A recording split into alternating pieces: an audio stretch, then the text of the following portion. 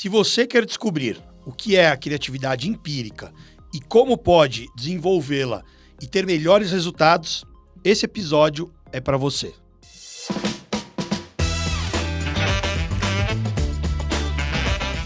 Fala, T&D! Seja muito bem-vindo, seja muito bem-vinda a mais um episódio onde damos voz a quem impacta, transforma e desenvolve o país. Se você ainda não se inscreveu no nosso canal, se inscreva, porque semanalmente nós compartilhamos muitos insights que são gerados por quem de fato gera transformação. E por falar em transformação, hoje o nosso tema é conversar com uma treinadora comportamental que já atua há 25 anos gerando desenvolvimento. E o tema que ela vai nos trazer hoje é como desenvolver a criatividade empírica. Será que a gente nasce com isso? Será que a gente pode desenvolver de acordo com os desafios? Então, quero receber aqui a Alessandra Rufino. Obrigado por ter aceito o nosso convite. Eu agradeço o convite. Muito obrigado pela oportunidade. Para mim é um prazer poder falar desse tema, que eu sou apaixonada, né? Falar de pessoas, treinamento e desenvolvimento. Que legal. E para começar a nossa conversa, a gente sempre quer saber quem é a Alessandra como ser humano. E aí depois, como é que a área de educação corporativa, de treinamento se conectou com a sua vida? Conta um pouquinho pra gente. Tá bom. Ser humano, a Alessandra é uma mulher, casada há 15 anos com o Edgar, mãe da Sara e da Clara, cristã, temente a Deus, apaixonada por pessoas. Eu costumo dizer assim, e sei fazer miojo e às vezes eu queimo miojo também. Gosta de cozinhar? Olha, para falar a verdade, o marido gostaria que eu soubesse cozinhar mais. Você precisa conhecer quem cozinha bem, né? Hoje, pois os aplicativos a gente acessa. Ajuda bastante. De casa, legal. Mas e como é que a área de educação corporativa de treinamento se conectou com a sua vida? Isso é uma coisa muito interessante. Eu sempre me questiono há quanto tempo eu faço isso com pessoas, né? E aí você mencionou 25 anos, mas curiosamente, há 30 anos eu entrei numa sala que eu considero sala de desenvolvimento humano, porque foi a primeira vez que eu dei aula para uma turma de segunda série, porque eu fiz magistério. Olha só. E assim eu me deparei com aquela primeira turma. O fato é que depois disso, eu não me identifiquei com a área de educação de crianças. E como meu pai tinha uma empresa e tinha necessidade, a gente sabe, uma empresa precisa desenvolver gente. Só que naquela época, eu estou falando de um cenário de uns 30, 28 anos. E aí o que acontece? Não tinha esse leque de conteúdo, informação ao nosso, assim, né, na nossa mão. E aí eu me vi saindo caçando o que eu podia, né, para treinar a equipe de telemarketing, treinar a equipe de atendimento. Imagina, feira UD de utilidade doméstica, aquelas loucuras, então treinar toda a equipe. Então eu comecei a ir atrás de conteúdo e informação e comecei a treinar a minha equipe. Então como que eu levava essa formatação para que todo mundo atendesse com qualidade, vendesse e que a gente caminhasse bem. Então aí começou o meu processo na área de desenvolvimento humano e treinando pessoas. E o fato é que eu me apaixonei por isso e logo depois, alguns anos depois, eu consegui ir para uma formação completa. Me formei como treinadora comportamental numa das maiores escolas de treinamento do mundo, que é a Dale Carnegie. E lá eu iniciei oficialmente a minha carreira. Mas um dos primeiros livros que eu li foi Como Fazer Amigos e Influenciar Pessoas, aquele de capa azul, né? Eu falo, quem não leu esse livro, não sei se está na área de treinamento e desenvolvimento. Porque o clássico. É o clássico. É o clássico, né? Você ter acesso a esse material. E tive o prazer de me desenvolver através da Dale Carnegie e depois, e aí tem muita conexão com o tema que a gente vai conversar hoje de criatividade. Porque depois eu me desconectei da empresa e fui trabalhar solo. Então, e aí vem essa parte da criatividade, porque que eu acho tão importante nessa área. Legal. Até porque eu trabalho com o Dale Carnegie, que é maravilhoso. Você devia replicar os programas que eles tinham consolidado no mundo todo, né? E aí, quando você saiu, você teve a oportunidade, foi o quê? De desenvolver algo com o cliente ou de abrir o campo para várias alternativas para gerar desenvolvimento? Como é que foi isso? Tem uma coisa muito engraçada, porque dentro da franquia, que você tem o programa formatado, eu lembro que a minha Master Trainer, ela dizia assim, Alessandra, eu tenho medo de você dentro da sala, porque eu fico pensando se você não inventa alguma moda lá dentro, porque ela conhecia o meu perfil. E eu dizia para ela, claro que eu vou respeitar os padrões, mas a minha cabeça, eu sempre estava buscando alguma coisa.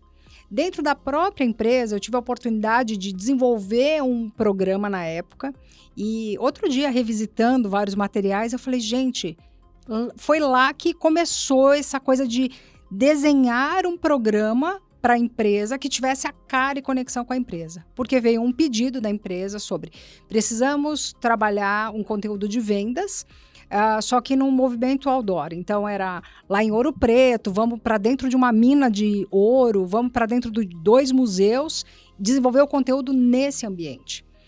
Então, eu acredito que nesse momento foi o grande boom, do tipo, a gente precisa encontrar uma solução para o cliente, no que ele deseja, e adequar esse conteúdo. Então, fugi um pouco. E na minha lembrança, essa foi a única vez que a empresa fez isso. O que acaba acontecendo é que eu depois casei, aí tive a primeira filha, então aí eu fui cuidar da Sara e logo depois tive a Clara. Mas eu me vi nesse processo, porque as pessoas começaram a me chamar, Lê, você consegue desenhar um programa? Ale, você pode desenvolver algo para a nossa empresa? E aí eu fui indo nessa pegada de desenhar programas e projetos de um modo personalizado. Eu estou falando de algo que aconteceu aí. A Sara, minha filha, vai fazer 14 anos esse mês. Então, para você ter uma ideia de como isso começou. E o que é criatividade empírica? Da onde surgiu esse... Esse tema surgiu... tem um livro chamado Vencedoras por Opção. É um livro que relata como empresas conseguiram, né, através da sua história, sobreviver a crises, a momentos críticos. E dentro desse livro, o autor traz esse conceito de criatividade empírica. E ele relata exatamente qual é o seu lado onde você trabalha a sua criatividade, que tem a ver com a questão de uma liberdade, e ele traz o outro conceito do empírico, que traz a experiência. E o que eu achei mais legal é que o livro ele trouxe essa questão assim, nem lá, nem cá, do tipo, como que isso trabalha junto? E aí ele fala que através disso as empresas conseguiram sobreviver a momentos de crise. E aí o que acabou acontecendo? Eu estava uma vez desenhando um projeto para uma empresa e o RH me solicitou, falou, Alessandra, a gente precisa de um treinamento que trabalhe a inovação. Esses nossos gestores, eles precisam romper alguns conceitos na mentalidade, só que é o seguinte, você não pode chamar de inovação. Eu falei, cara, como é que eu faço? Eu não posso chamar de... Eu falei, tá, você quer inovação e eu não posso colocar o nome inovação. Ela falou, não pode, porque tá batido, as pessoas não aguentam mais ouvir falar nisso. E aí foi quando eu lembrei desse material e aí eu levei para ela. Eu falei, e se a gente chamar de criatividade empírica? Porque a inovação, ela é um processo de criatividade, mas para que ele seja bem sucedido, ele precisa ter experiência, ele precisa ser empírico. Ela falou, fechou. É isso aí. É isso aí, acabou. E aí esse conceito, ele é um conceito que eu acabei trazendo, né, nos treinamentos sobre criatividade empírica, que eu sempre digo, eu falo, nem 8, nem 80. A criatividade empírica tem muito a ver com você criar coisas, buscar alternativas através da sua experiência prática, é isso? Isso. Existe a questão da criatividade, onde as pessoas elas precisam visualizar que para que eu possa trabalhar essa minha criatividade, eu preciso ter um repertório. Então, a criatividade não é uma coisa assim, tô olhando para o céu e apareceu uma grande ideia. Porque isso é o que as pessoas imaginam, né? Foi boom. Eu falo, não. Você precisa se alimentar de ideias. Que tem muito a ver com o conceito de desenvolvimento, estudo. Então, você tem que se alimentar de que maneira? Eu tinha uma professora na faculdade que ela falava assim, precisa ter repertório. Você precisa ir para museu, você precisa ir para uma biblioteca, viajar, você precisa ir para lugares novos, ter novas experiências. E eu sempre digo, eu chego num lugar e falo, o que tem para experimentar? Um prato diferente? Ou o que eu posso promover de experiência? Então, na nossa casa, na minha família, a gente sempre diz assim, que a gente prefere gastar dinheiro com uma nova experiência do que com algo palpável. Eu falo, não, o que a gente pode experimentar? Sou a favor também. Então, por exemplo, uma das vezes, as minhas filhas, elas queriam... A minha filha mais velha, ela assim, mãe, como é que faz dinheiro? Falei, vamos trabalhar. Resumo da história, a gente desenvolveu um projeto de Kids Business com elas. Elas fizeram bazar em casa, venderam geladinho no condomínio. O fato é que elas conseguiram juntar dinheiro para a gente nadar com os golfinhos. Foi bastante dinheiro. E então, esse era o alvo. Isso quando você morava nos Estados Unidos? Perfeito, quando eu morava nos Estados Unidos. Então, o ponto é que promover algo do tipo, ok, você juntou esse dinheiro, então agora vamos ter uma experiência a respeito disso. Legal. Então, não é algo assim, comprei uma roupa. Não, o que a gente pode promover? E aí a gente foi nadar com os golfinhos. E todo mundo sempre se surpreendeu com essa história, porque, tipo, 2 crianças conseguiram juntar dinheiro para fazer, né, e nadar com os golfinhos. Não é um dinheiro, não é pouco dinheiro. Então, eu acredito muito nesse contexto do tipo, ok, vamos buscar uma nova experiência para que a gente alimente esse banco da criatividade. E o empírico, ele tem o outro lado sobre, que tem a ver com as experiências, mas vamos analisar os fatos e as informações? Vamos avaliar o que a gente tem aqui como o que é possível? E aí tem um conceito em inovação que detalha com mais clareza isso. Sempre que alguém pensa em inovação, eles pensam sobre algo que rompe barreiras, fora da caixa. Mas eu digo que antes dele começar a pensar fora da caixa, ele tem que enumerar alguns critérios que seriam assim, ok, isso é desejável, mas isso é um critério absoluto. Do tipo, ok, quanto eu tenho de budget? Qual é a nossa limitação? Pode ser feito na cidade ou fora da cidade.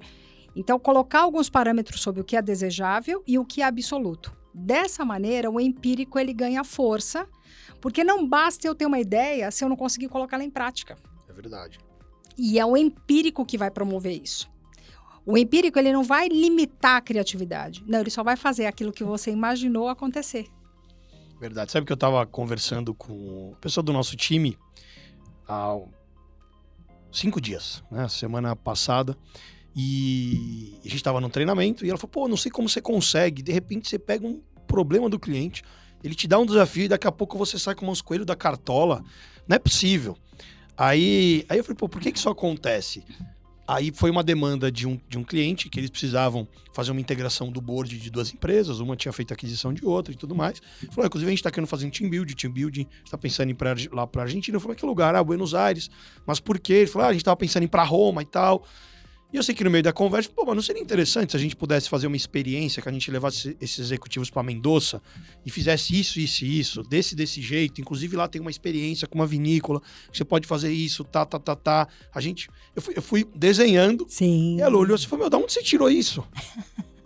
Aí eu falei, parando para pensar, né? Eu fiz formação em dinâmica de grupo durante 2 anos, que trabalha processo de grupo. Tá. Trabalhei com grupos de vários formatos. Eu já fui para Mendoza.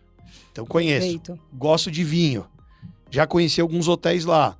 E aí, eu tenho acesso a um colega que domina alguns métodos específicos para trabalhar com board. E tem outro profissional que trabalha com a gente. Eu tenho uma amiga que tem uma agência.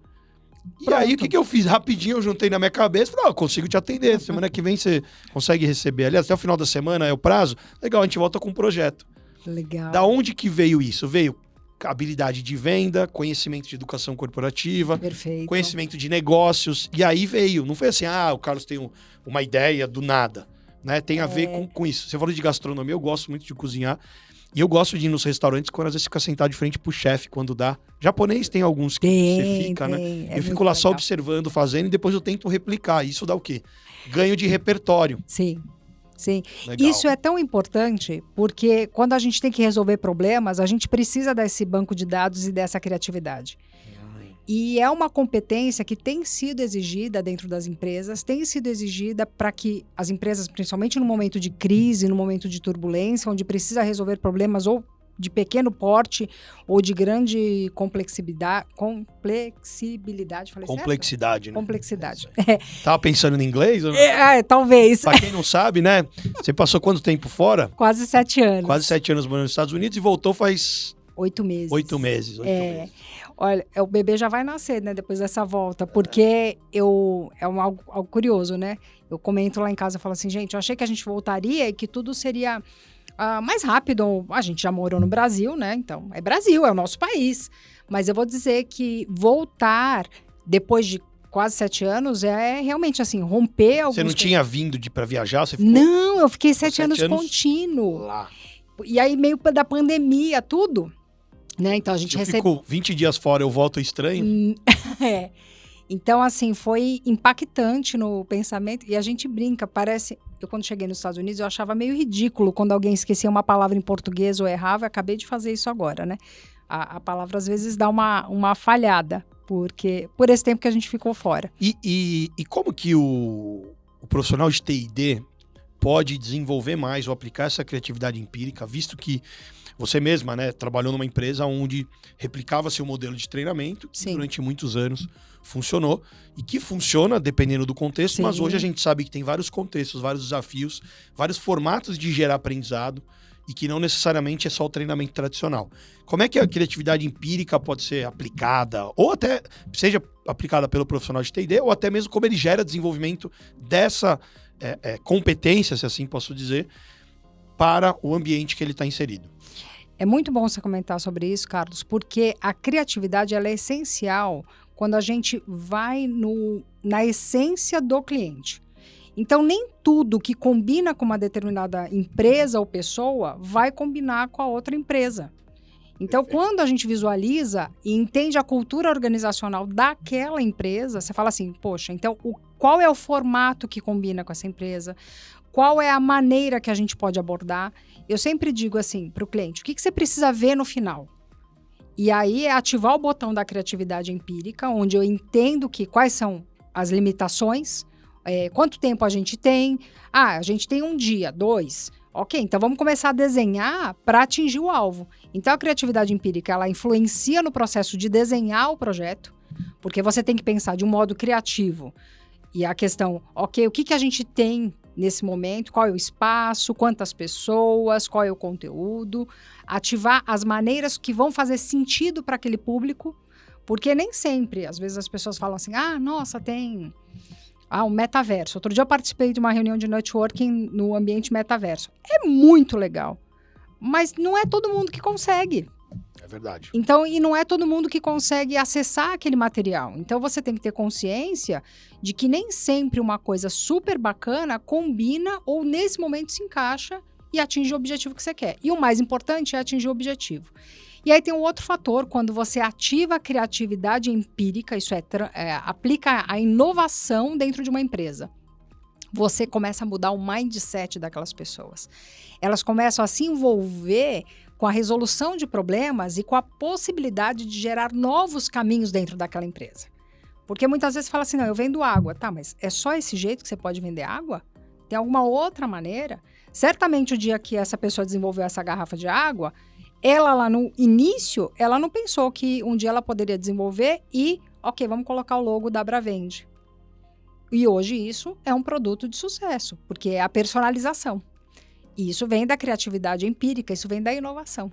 Perfeito. E você sabe que muitas vezes a inovação pode parecer arriscada no contexto de T&D, porque às vezes você fala, mas eu fiz desse jeito, deu certo, agora eu vou mudar. Como é que você acha que a criatividade empírica pode ajudar as equipes de treinamento a abordar a inovação de uma maneira mais segura e sustentável? Se é que dá, né? Porque também ter a tolerância ao erro e deixar as pessoas errarem e experimentar, a experimentação acaba sendo essencial hoje.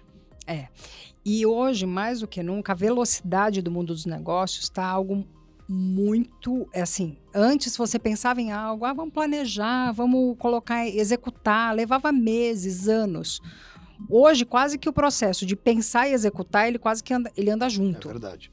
Então, quando a gente visualiza esse campo, é claro que arriscar, ele vem com muito mais evidência. Você coloca muito mais cartas na mesa e você está arriscando.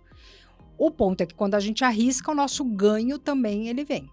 Eu mencionei, né, no início aqui da nossa conversa, né, nem 8, nem 80. Eu sempre digo assim, a gente tem 72 possibilidades.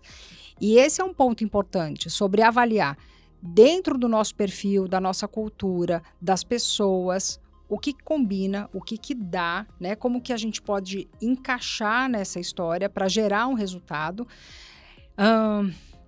É legal a prudência, mas é legal arriscar. Então, quando a gente começa a pensar em grandes mudanças que vieram nos últimos anos, eles vieram desse salto de inovação, mas eles também tiveram a constância e a prudência também junto. Então, qual é o limite? O quanto que eu suporto aquilo?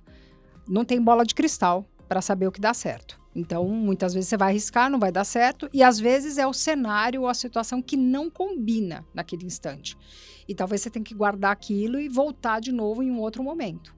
Então, eu acredito... Tem alguma coisa na sua visão que pode impedir um profissional de utilizar ou desenvolver a criatividade empírica? Ou, aliás, isso é algo que a gente já nasce, é algo que pode ser desenvolvido?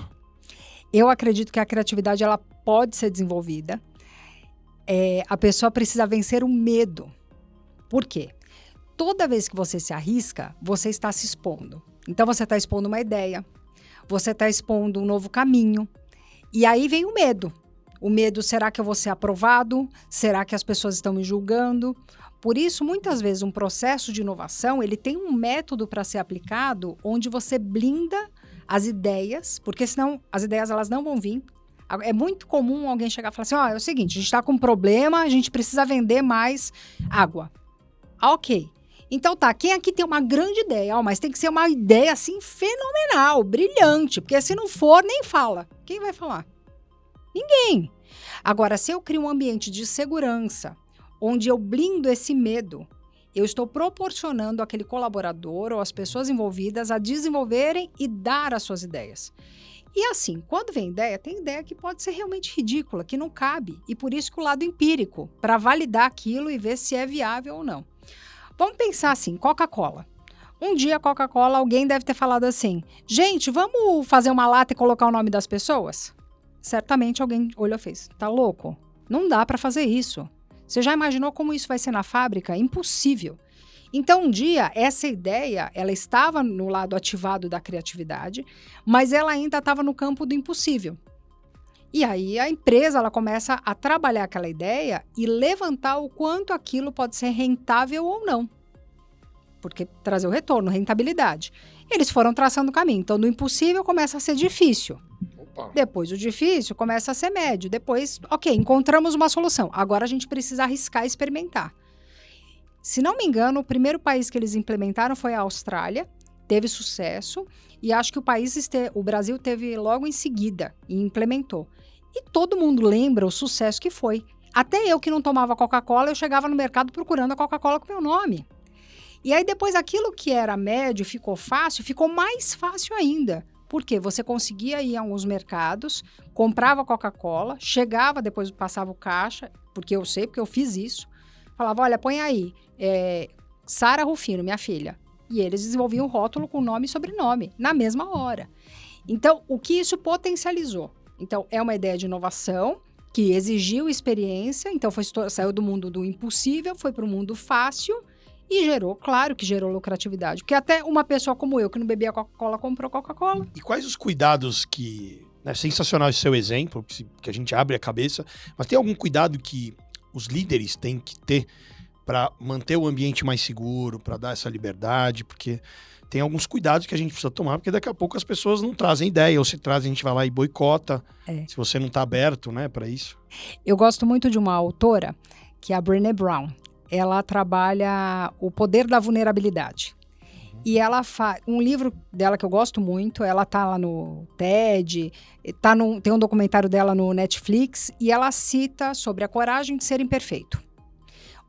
É o nome do livro. É o nome do livro. Coragem de ser imperfeito. De ser imperfeito. E ela relata em um dos capítulos a importância de você dar abertura a essa vulnerabilidade, que é a exposição de ideias. E é um ambiente bem delicado. E hoje em dia as empresas elas falam sobre inteligência emocional, sobre saúde mental. Por quê? Muitas vezes a trava de mudança está aqui. Ou eu diria, a trava de mudança muitas vezes está aqui no nosso coração. Nas nossas crenças, nos nossos pensamentos, nas nossas ideias.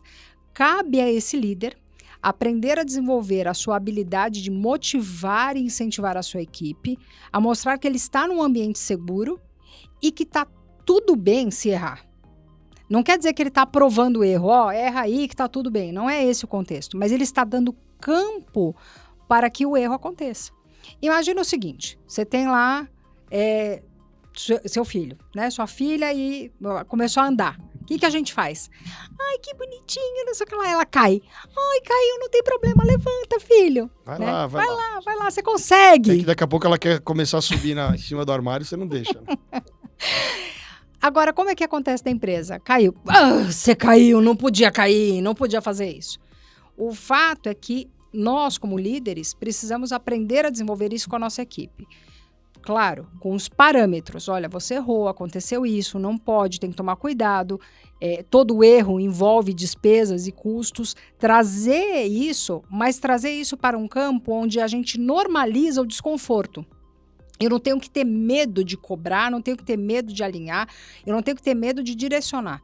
Porque essa pessoa, ela se sente segura, ela fala, ok, eu posso dar essa ideia, eu posso dizer para o meu líder que, olha, sabe aquilo? Não tá legal, ou aquilo não funcionou de um jeito. Porque, no geral, o líder ele não vai conseguir ver tudo, mas a equipe dele tá com o olho em todas as coisas. E muitas vezes a equipe pode trazer uma excelente solução. É verdade, é verdade. E o ser humano, eu acredito que ele já nasce criativo, né? Porque eu vejo as minhas filhas, eu tenho também a minha Maria Clara, né? De 6 anos, e tem a Maria Alice. Elas, se eu for, vamos brincar de cabaninha, qualquer coisa vira cabana. A gente foi para um hotel, aí ela observou a gente colocando lá, que pode limpar ou pode entrar, né? Sim. Ou melhor, não perturbe. Eu cheguei em casa, ela foi lá e já criou dela, já imitou, desenhou. Então você vê que a criança ela tem criatividade. Aí ela foi eu tenho lá meu escritório e tem um vidro onde às vezes eu vou lá, um quadro, né, branco, que eu vou lá e escrevo, e é alto. Ela não foi lá e deu um jeito, pegou uma mini escadinha já para escrever. Então você vê que mesmo sem você dar o caminho, ela vai lá e encontra alternativa. É que eu acho que o ser humano, à medida que ele vai crescendo, dependendo do ambiente que você tá, a gente acaba sendo podado. Ele vai criando armaduras. Armadura. Então ele quer se proteger tanto, porque ele diz, se eu der uma ideia e não for boa, eu posso ser mal olhado. Então tem vários pensamentos que muitas vezes aquela pessoa ela se limita na sua criatividade. Ele tem medo de ser julgado, ele tem medo de ser podado, ele tem receio de alguém roubar a ideia dele e no final o outro implementa a ideia que ele não deu e aí ele perde a vez dele.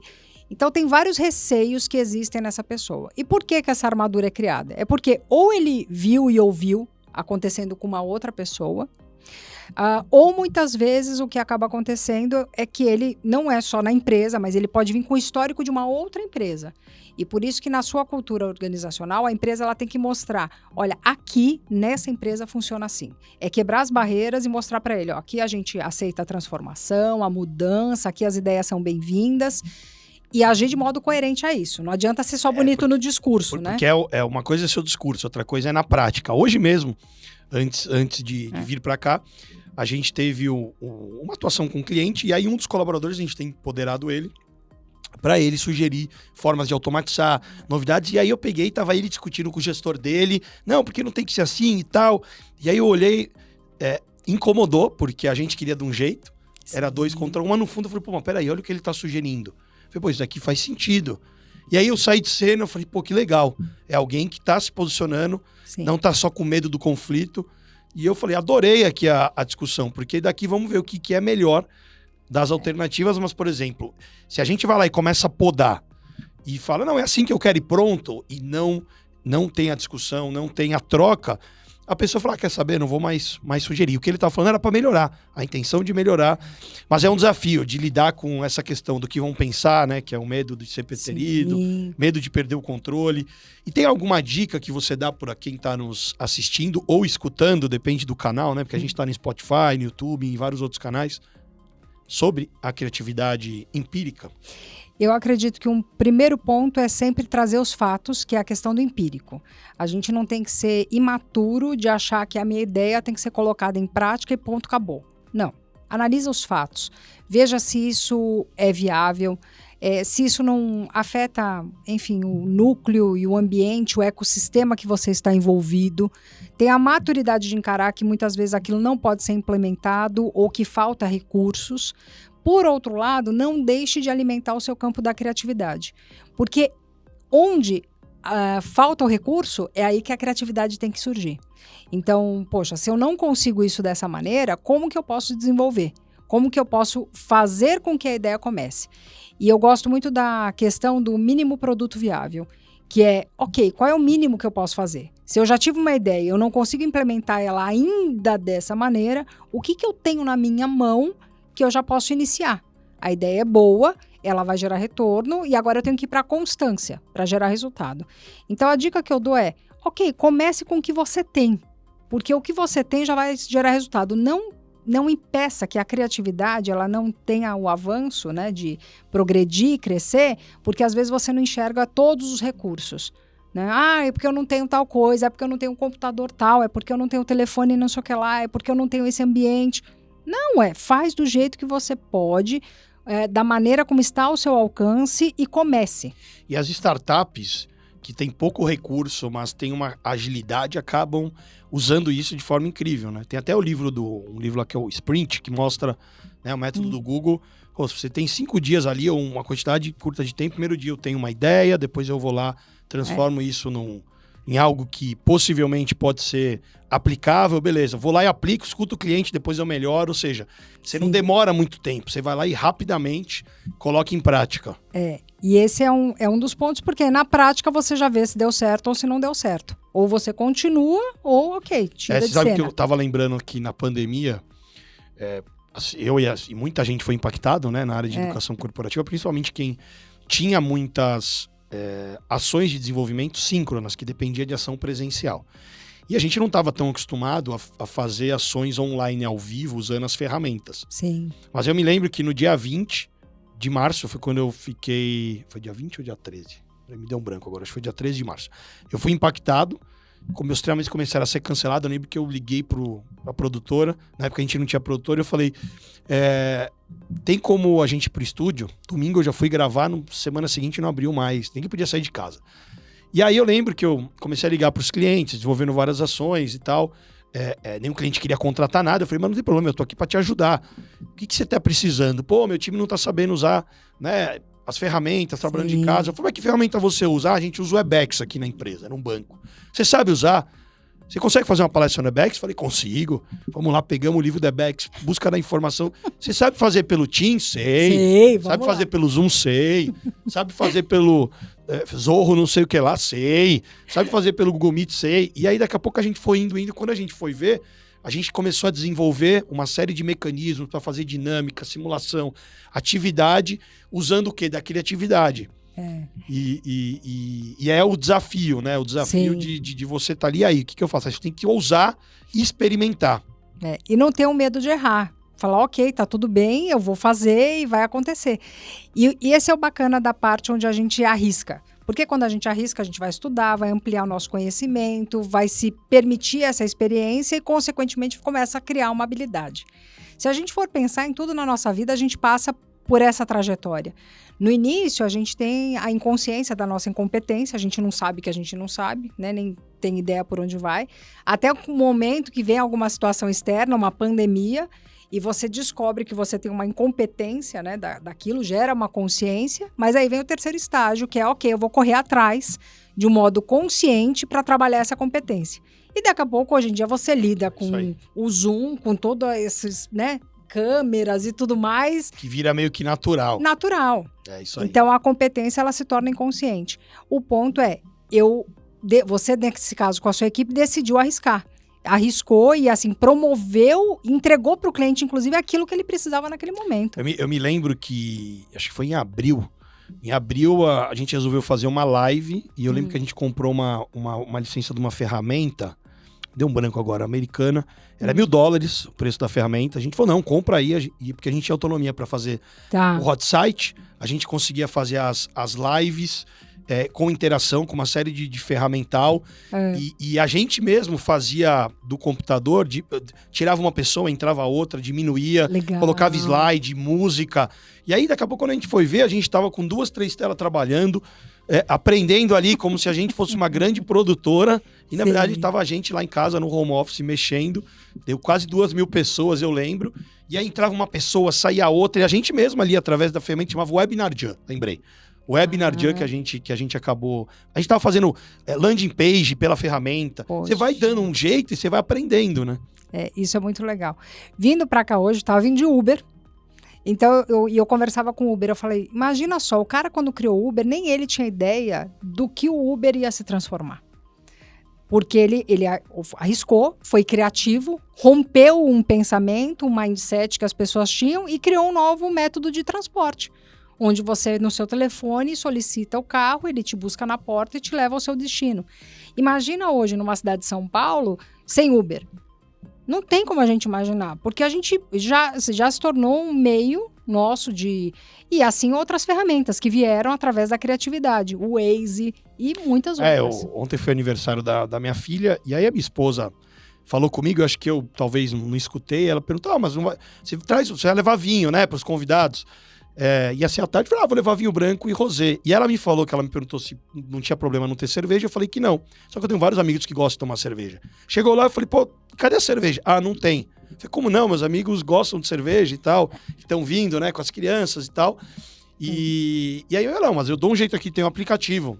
Aí o Zé Delivery, eu não tinha usado ainda. Falou, em 20 minutos chega aqui. Eu falei, mas vai chegar gelado? Chega gelado. Pronto, fui lá na palma da mão.